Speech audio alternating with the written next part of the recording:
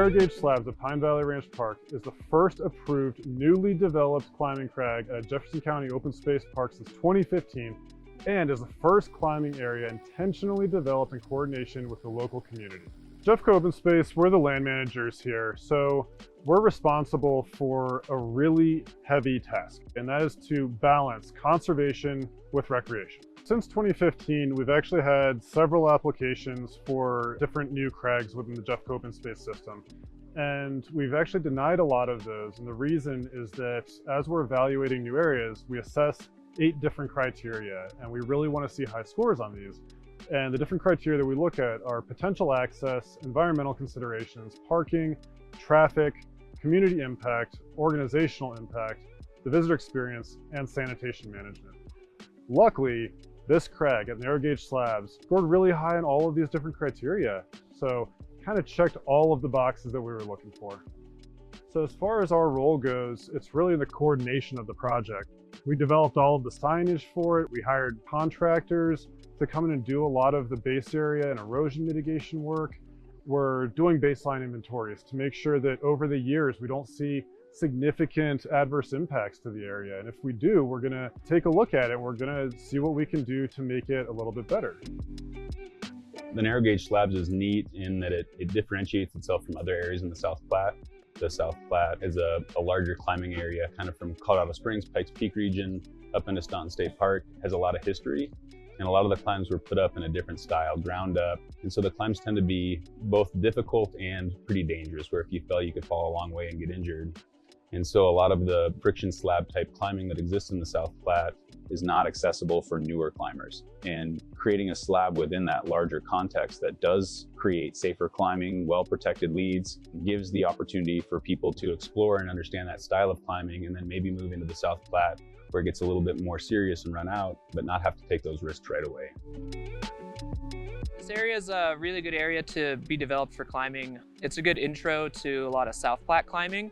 So a lot of South Platte climbing is kind of similar to this, pretty slabby, technical, but this area is really good for beginners because the slope is pretty gradual. It's not as severe as you would see in some other South Platte areas. The access is really nice. It's just a nice beginner-friendly area and intro to South Platte climbing.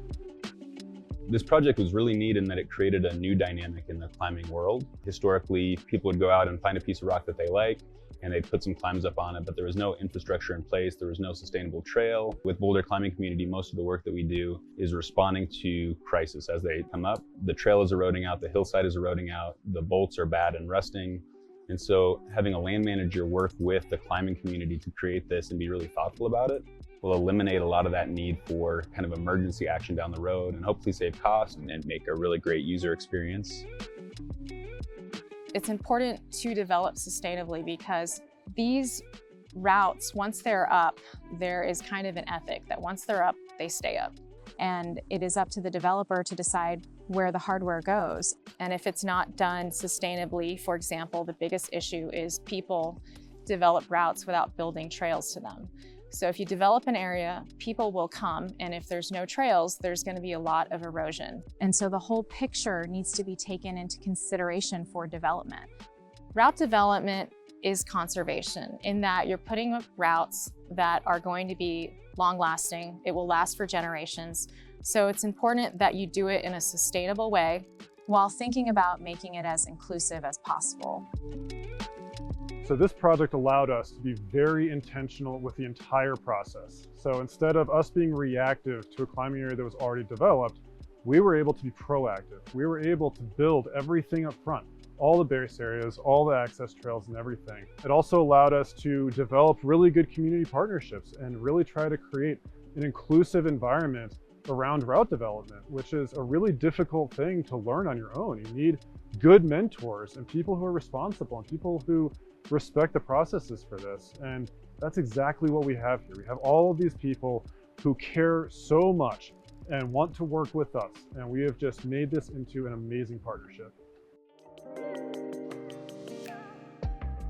It is unusual to have climbing development happen in this way, where from the very beginning, land managers and route developers are looking at a spot and deciding ahead of time if it's going to be worthwhile and thinking already about future impacts, and to have a partnership that brings together land managers and route developers with experience and aspiring route developers and these local partnerships to actually put something together that hasn't been there before.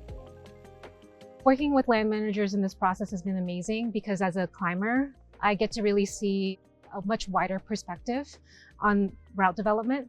And so for me, it helps not just to see the project through the lens of a climber, but also more sustainably for the crag as a whole.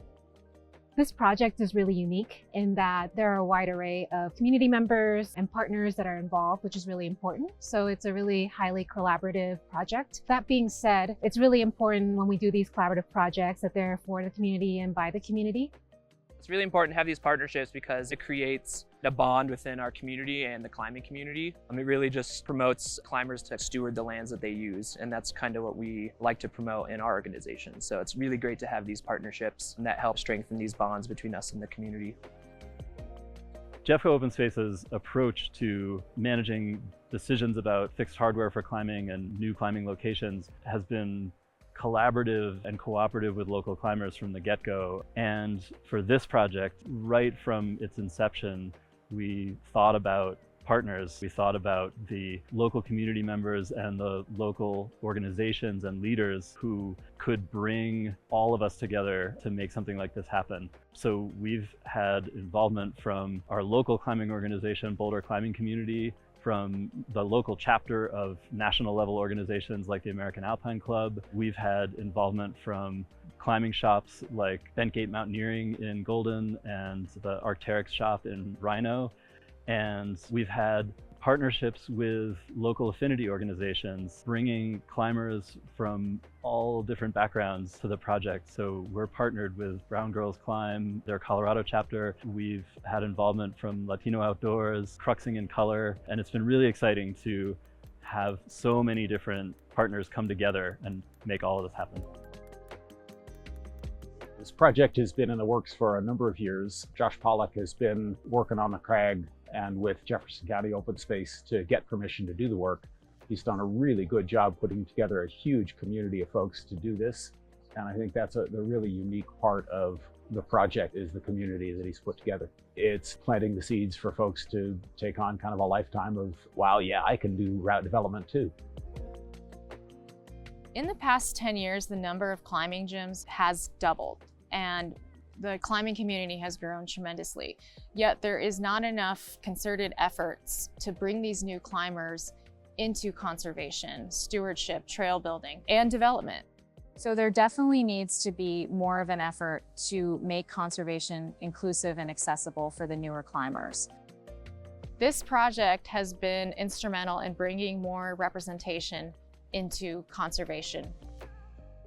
One thing that surprised me, I think, is that climbing, especially climbing route development, has a reputation for being a lot of hardcore, climb hard, send hard, those kinds of personalities. And I think climbing here and meeting a lot of the mentors here, I realized that that's not really the case for a lot, probably even most route developers. Most people just want to have a good time and share their sport with other people and make that accessible.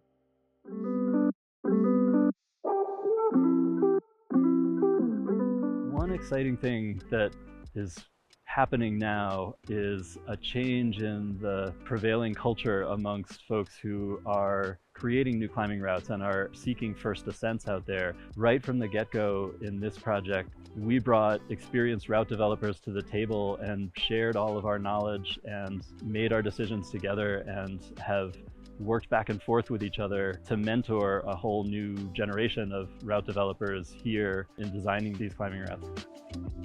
The partnership program worked by essentially connecting community members to resources and folks who are subject matter experts. So basically we met over a number of days with educational opportunities and also accessibility with tools and with gear to basically train folks and have them feel prepared and have resources and the expertise to develop routes.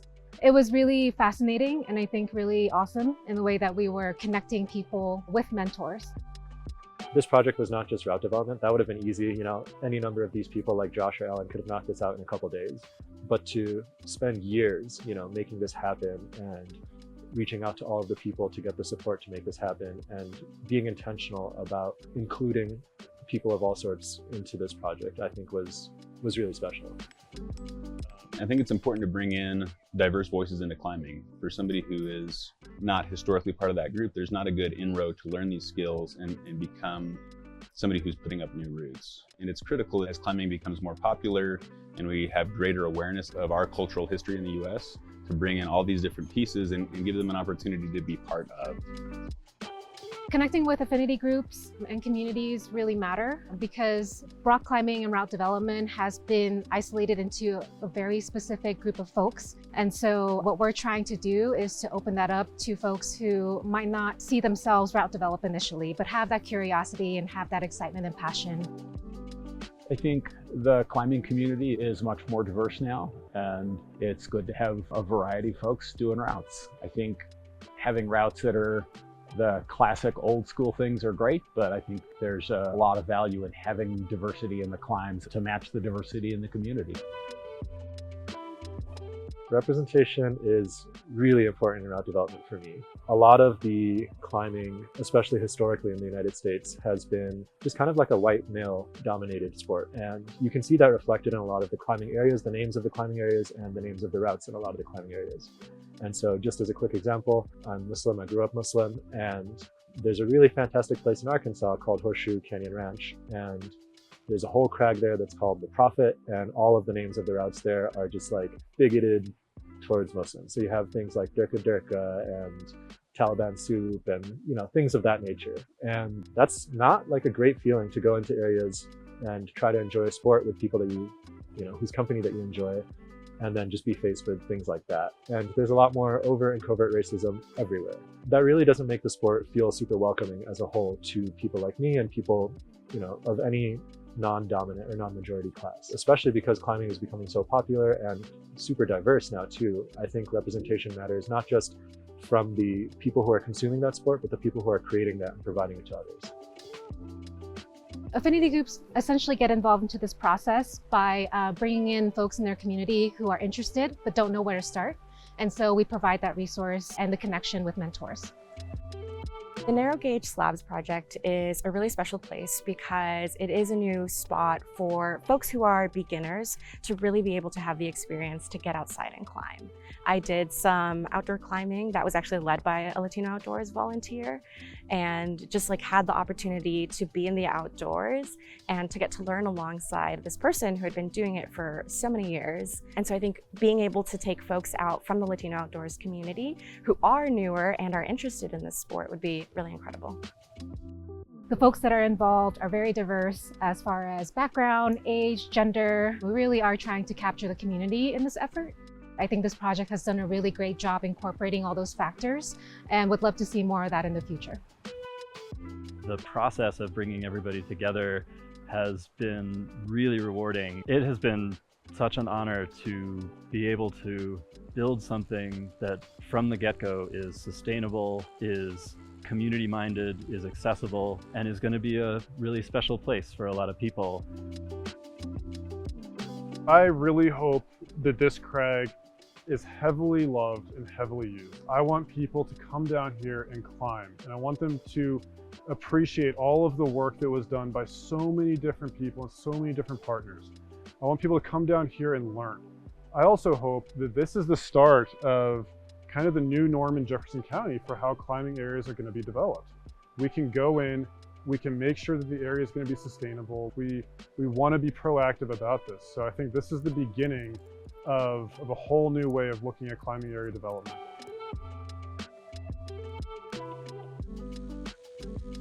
Just the culmination of 8 to 9 years of work, building partnerships, building relationships, and building mutual respect. This is going from a land manager to the community and vice versa, and everybody just coming together to work on something that is ultimately going to be really amazing for our local community.